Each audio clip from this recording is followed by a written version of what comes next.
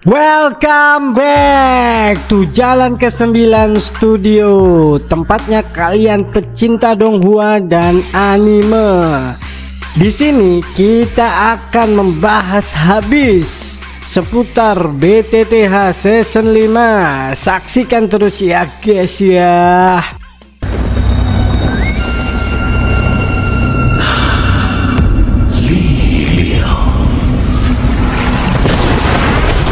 如果你们降服于本地，可以保全你的血脉。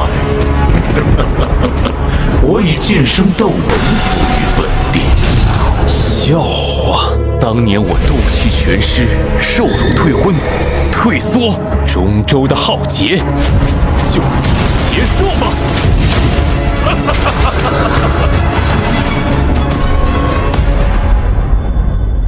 Dengan kekuatan bintang 5 Douzun, lelaki tua ini membalikan keadaan hanya dengan kehadirannya. Huang Xuan. Generasi muda, pergilah sekarang atau kalian akan mati di tempat ini. Namun, apakah Xiaoyan akan mundur? Tidak. Ia hanya tersenyum dingin dan menjawab dengan satu kalimat. Xiaoyan, hanya bintang 5 Douzun. Kau tidak cukup kuat untuk membuatku mundur. Huang Xuan, kalau begitu mati sajalah. Dan begitulah pertempuran terbesar di dalam sisa-sisa kuno ini meletus. Dua kekuatan besar bertabrakan. Pertarungan ini akan mengubah sejarah. Buah legendaris ini hanya akan menjadi milik yang terkuat. Siapa yang akan menang? Akankah Xiaoyan yang akan berhasil merebut harta ini? Atau apakah ini akan menjadi akhir dari perjalanannya? Di tanah kuno ini, dua makhluk legendaris naga void kuno dan Phoenix surga kuno beristirahat dalam kematian mereka. Namun pertempuran mereka yang telah lama usai justru menjadi pemantik bagi perang baru. Xiaoyan, pertempuran ini bukan sekedar perebutan kekuatan. Ini adalah ujian untuk bertahan hidup. Di sisi lain, Huang Xuan Douzun bintang 5 meluncurkan serangan pertamanya. Dia bukan sekedar lawan biasa, dia adalah ancaman yang mematikan. Xiaoyan, wayang langit, hadapi dia. Di udara pertempuran pecah menjadi pertarungan 1 lawan 1. Tinju bertemu dengan taring, Douki bertabrakan dengan kekuatan alam. Semua saling bertarung untuk bertahan hidup. Pria berambut putih, hari ini aku akan menunjukkan bahwa kau bukan apa-apa, Xiaoyan. Xiaoyan, kita lihat saja siapa yang benar-benar tidak berarti.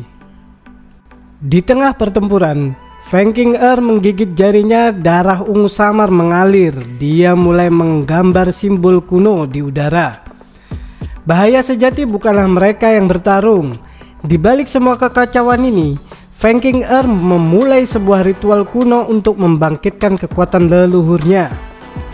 Simbol bersinar terang, terdengar suara tangisan Phoenix menggema di seluruh daratan. Tulang Phoenix surga kuno mulai bergerak perlahan, menyebarkan aura kuno yang menakutkan. Xiaoyan, itu jiwa leluhur Phoenix surga kuno. Aura mengerikan membungkus Feng Qing'er. Cahaya kemasan bersinar dari matanya, dan dengan satu gerakan tangannya, energi besar menghantam ke arah Xiaoyan dan kelompoknya. Dengan kekuatan leluhur di pihaknya, Feng Qing'er berubah menjadi ancaman yang tak terhentikan. Bahkan Xiaoyan dan sekutunya terpaksa untuk mundur.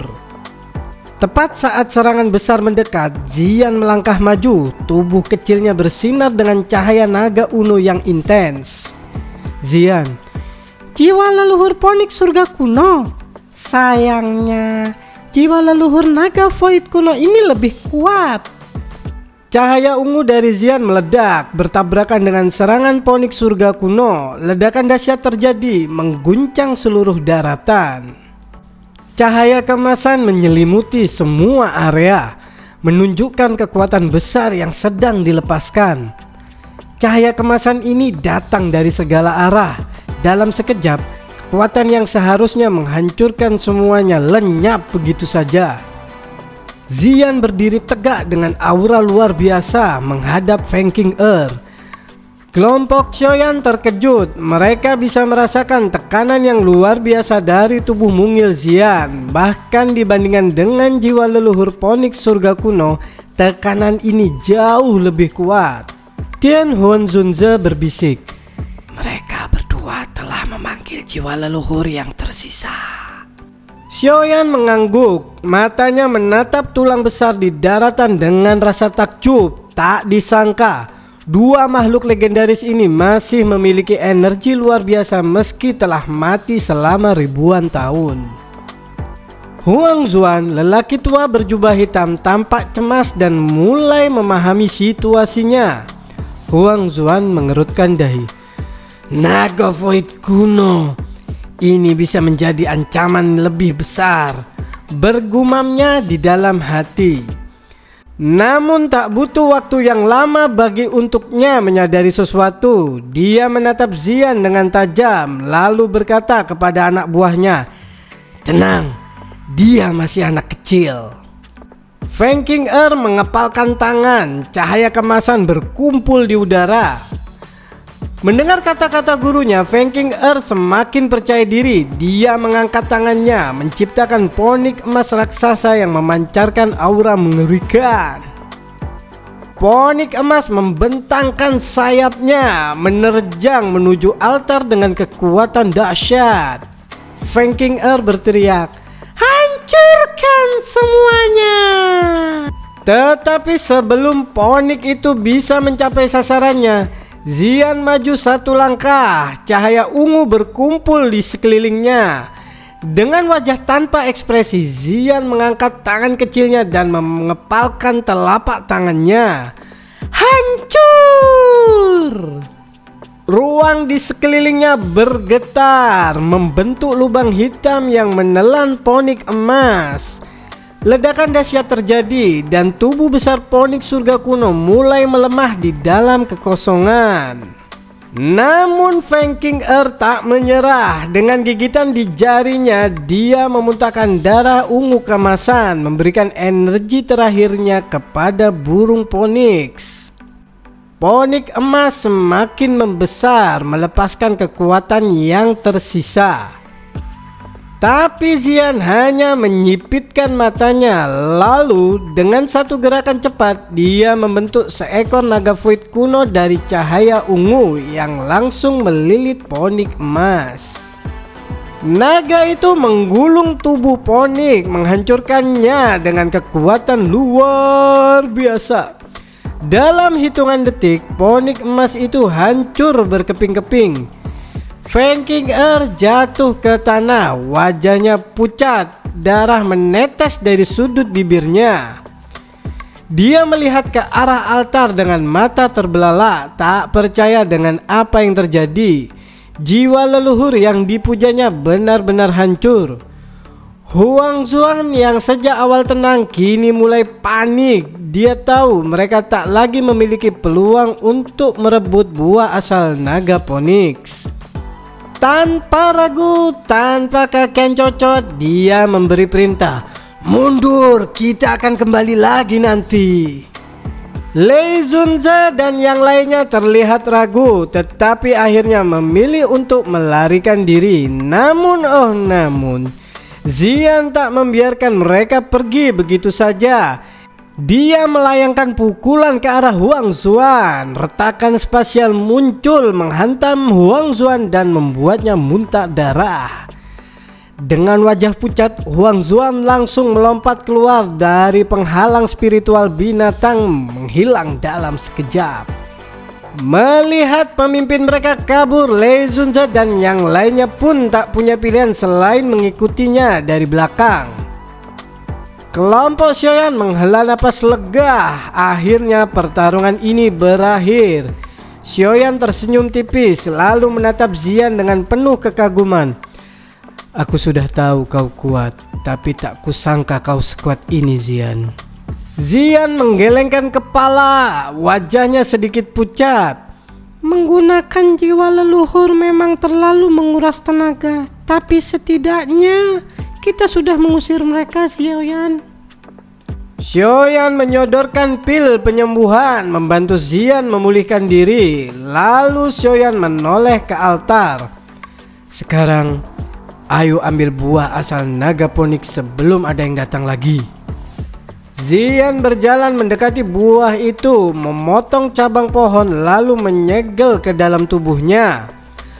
Buah asal naga ponik akhirnya berada di tangan yang tepat, tapi petualangan mereka masih belum berakhir. Xiaoyan menatap ke kejauhan lalu berbicara dengan serius. Ayo kita lakukan, mungkin kita masih bisa menemukan teknik Do kelas Tian. Kelompok Xiaoyan keluar dari penghalang spiritual binatang. Cahaya kemasan perlahan memudar di belakang mereka. Xiaoyan, kita harus pergi dari sini. Keributan ini bisa saja menarik perhatian Magical Beast yang lebih kuat. Mereka bergerak cepat, melewati banyak pencari harta karun lainnya yang tampak penasaran dengan arah kelompok Xiaoyan. Tapi siapa yang berani menghalangi mereka? Beberapa kelompok pencari harta karun melirik penuh curiga, namun memilih mundur ketika melihat kekuatan kelompok Xiaoyan. Akhirnya setelah menempuh perjalanan penuh kewaspadaan, mereka tiba kembali di pintu batu tempat mereka pertama kali masuk. Xiaoyan membuka pintu batu perlahan, seolah menyimpan kenangan akan pertempuran yang baru saja mereka lewati. Xiaoyan tersenyum tipis. Sepertinya kelompok Fengking Earth sudah benar-benar kabur. Sayang sekali. Aku ingin memberi mereka sedikit hadiah tambahan. Dokter peri kecil, kemana kita akan pergi sekarang? Xiaoyan, kita menuju pusat aula besar. Jika ada harta karun sejati, itu pasti ada di sana. Mereka mengikuti lorong-lorong berliku seperti labirin. Terkadang mereka bertemu dengan kelompok pencari harta karun lain yang berlalu dengan wajah penuh kewaspadaan. Mereka menemukan sesuatu yang menarik, aroma pil obat kuno yang samar tercium di udara. Xiaoyan langsung mengenalinya. Xiaoyan, aroma ini pil obat. Bukan sembarang pil, ini aroma pil kuno yang sangat langka. Kelompok Xiaoyan mempercepat langkahnya mengikuti aroma itu menuju sebuah bangunan megah bertuliskan Balai Pil. Balai Pil tampak megah meski telah lama ditinggalkan. Di dalamnya banyak pencari harta karun yang berperilaku seperti bandit, merampas apapun yang bisa mereka temukan. Di tingkat pertama mereka hanya menemukan kekacauan, namun kisah sebenarnya dimulai di lantai 2. Mereka menaiki tangga menuju lantai 2. Suasana menjadi suram, udara terasa lebih pekat. Dokter peri kecil, berhati-hatilah, ada racun di udara. Racun ini bisa mengikis douki kita. Xiaoyan segera mengeluarkan penawar dan membaginya semua orang. Beberapa mayat yang membusuk menjadi saksi bisu bahwa racun ini bukan main-main. Mereka harus melangkah dengan hati-hati. Mereka akhirnya mencapai lantai 3, tempat berbagai ruang pil tersebar. Atmosfernya jauh lebih beracun, namun juga penuh misteri. Teo Hun Zhenze, mungkinkah ada pil obat tingkat 9 di sini? Itu luar biasa. Xiaoyan, pil tingkat 9 mungkin sulit, tapi siapa tahu apa yang kita temukan di sini. Mereka mulai menggeledah ruang pil satu persatu. Xiaoyan menemukan formula obat kuno, memasukkannya ke cincin penyimpanan dengan penuh semangat. Mereka menemukan beberapa pil obat tingkat menengah, tapi tidak ada yang benar-benar luar biasa. Hingga mereka membuka sebuah ruang pil di sudut terpencil. Ruangan sempit dengan sisa-sisa berantakan. Xiaoyan mengintip ke dalam dengan ekspresi bosan hingga matanya membelalak. Ternyata di ruangan itu terdapat seekor binatang kecil berbulu putih melompat keluar dari tumpukan reruntuhan. Bentuknya bulat seperti kucing gemuk yang lucu. Awalnya mereka mengira itu hanya binatang kecil biasa, namun ada sesuatu yang aneh. Xiaoyan menatap binatang itu dengan curiga, matanya membesar, lalu dia berteriak dengan ekspresi kaget luar biasa. Xiaoyan, sialan, itu pil obat. Suasana menjadi hening saat kelompok Xiaoyan saling berpandangan dengan bingung. Dokter peli kecil, tunggu, pil obat? Maksudmu si bulat lucu itu? Binatang kecil itu berkedip dengan lugu, lalu tiba-tiba melesat dengan kecepatan luar biasa. Bayangkan sebuah pil obat yang hidup, bukan hanya sekedar pil biasa, tapi berubah bentuk menjadi seekor makhluk kecil yang lucu berbulu putih dengan mata yang cerdas menatap penuh rasa ingin tahu. Seekor binatang kecil berbulu putih melompat-lompat di dalam ruangan yang dipenuhi cahaya redup. Kelompok Xiaoyan menatapnya penuh kebingungan. Dokter peri kecil, bagaimana bisa ada pil obat sebesar itu? Ternyata ini bukan sekedar pil biasa. Xiaoyan segera mengenali aroma khas pil obat yang memancar dari tubuh mungil itu. Bukan sisa-sisa dari pil lain, melainkan pil itu sendiri hidup. Huanzunze, memang ada pil obat tingkat tinggi yang bisa berubah wujud, tapi aku belum pernah melihatnya secara langsung. Zian, mungkin ini adalah pil obat tingkat 9 yang legendaris. Xiaoyan, bahkan jika bukan tingkat 9, ini hampir mencapai level itu. Bisa jadi ini adalah pil yang telah mengalami petir pil 8 warna, sangat dekat dengan puncak kekuatan. Pil ini bukan sekedar obat, ini adalah harta karun yang bisa meningkatkan kekuatan seseorang setara dengan puluhan tahun latihan. Namun di balik daya tariknya tersembunyi bahaya. Jika kabar ini tersebar, seluruh dunia akan mengincarnya. Xiaoyan melirik ke arah Xiongzan, memberikan isyarat tanpa kata. Xiongzan segera mengerti. Dia berdiri di pintu masuk, berjaga dengan aura ganas yang siap menghancurkan siapapun yang mencoba mendekat. Xiongzan berdiri tegap, tubuhnya besar dan penuh otot, menghalangi cahaya dari luar ke ruangan. Zian, bagaimana kalau kita langsung menangkapnya? Xiaoyan, tenang, tidak perlu kekerasan, ada cara yang lebih mudah. Xiaoyan mencoba menyuap makhluk kecil itu dengan pil obat tingkat rendah, tapi apa yang terjadi? Makhluk itu hanya mengendus, lalu menolaknya. Binatang kecil itu menggeleng perlahan, ekspresinya seperti berkata, "Lo ngenyek wong iki, pil obat tingkat rendah, ngenyek." Dokter peri kecil, sepertinya dia terlalu pilih-pilih. Pil tingkat 4 terlalu rendah. Pil tingkat 6 mulai tertarik. Pil tingkat 7, oke, sekarang kita bicarakan. Binatang kecil itu melahap pil tingkat 6 dengan cepat. Matanya berbinar penuh semangat. Tian Huanzunze, ini terlalu boros. Pil tingkat 6 itu sangat berharga. Bayangkan, pil seharga harta karun digunakan seperti snack. Namun ada satu masalah, semakin banyak diberi, makhluk kecil itu semakin lapar. Lebih dari 20 pil tingkat 6 dan 8 pil tingkat 7 habis dalam sekejap. Xiaoyan memegangi dahinya, terlihat pasrah. Binatang kecil itu mengelus perutnya dengan puas. Tepat saat Xiaoyan merasa hampir berhasil menjinakkan makhluk kecil itu, sesuatu terjadi. Sebuah bayangan hitam melesat cepat, menarik makhluk kecil itu dari udara.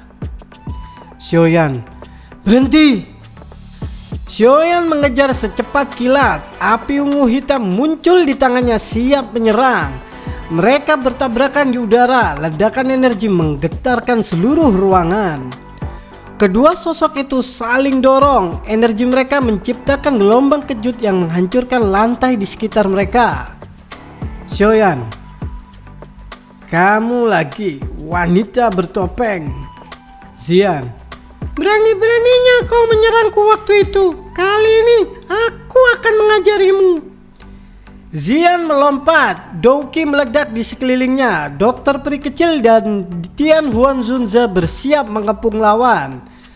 Pertempuran pecah. Ledakan energi ungu dan emas memenuhi layar. Suara benturan keras dan teriakan pertempuran menggema di udara.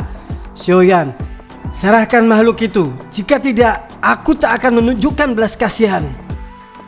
Pertempuran sengit meletus. Di satu sisi Xiaoyan dan kelompoknya, di sisi lain seorang wanita bertopeng misterius yang memiliki sesuatu yang tak ternilai harganya.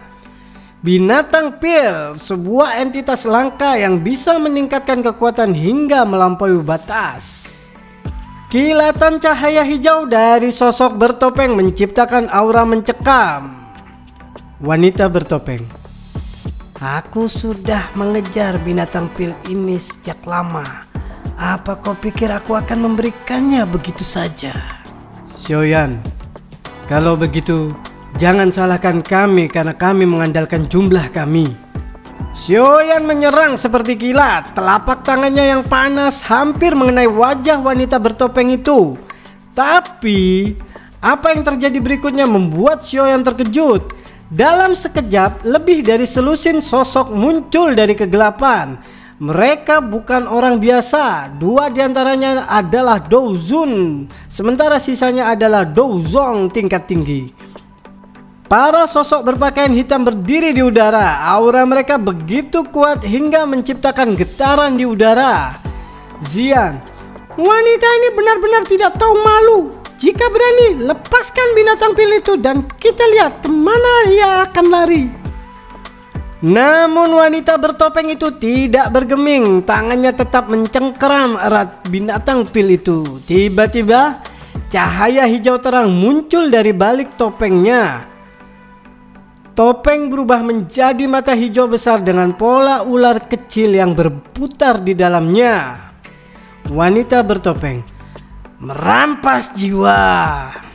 Suara bisikan menyeramkan, seolah ada sesuatu yang mencoba menarik keluar jiwa dari tubuh Xiaoyan. Cahaya hijau itu bukan sekedar cahaya, ia mencoba menarik jiwa Xiaoyan. Xiaoyan berjuang keras. Api ungu coklat melindungi tubuhnya, tapi wajahnya menunjukkan ketegangan. Namun Xiaoyan bukan orang biasa. Kekuatan spiritualnya meledak, membentuk sosok ilusi di udara yang menghantam balik mata iblis tersebut. Sosok ilusi menyerang. Energi spiritual mengalir seperti badai. Ledakan besar terjadi saat pukulan mengenai mata hijau tersebut. Serangan itu mengenai sasaran. Wanita bertopeng terlempar keras ke dinding. Darahnya mengalir dari sudut bibirnya. Namun dia masih menolak menyerah. Wanita bertopeng berdiri dengan susah payah. Matanya menatap penuh kebencian. Xiaoyan, serahkan binatang pil itu sekarang. Wanita bertopeng, tidak akan. Xiaoyan mendekat, menarik topeng itu perlahan. Dan saat topeng itu terlepas, Xiaoyan terdiam. Wajah cantik berbentuk melon terlihat, namun bukan itu yang membuat Xiaoyan terkejut, melainkan sepasang mata hijau yang misterius dengan pola 3 bintik kecil berputar perlahan. Xiaoyan, murid bunga ular 3 giok hijau, bukan? Itu adalah mata yang tak mungkin dia lupakan, mata yang penuh kenangan dari masa lalu. Xiaoyan terengah-engah dan untuk pertama kalinya dia ragu. Xiaoyan, kamu King Lin? Siapakah sebenarnya King Lin? Mengapa dia memiliki kekuatan yang begitu menakutkan? Dan bagaimana dia bisa menjadi musuh Xiaoyan? Jangan lupa saksikan episode sebelumnya hanya di Jalan ke-9, tempatnya kalian pecinta donghua dan anime.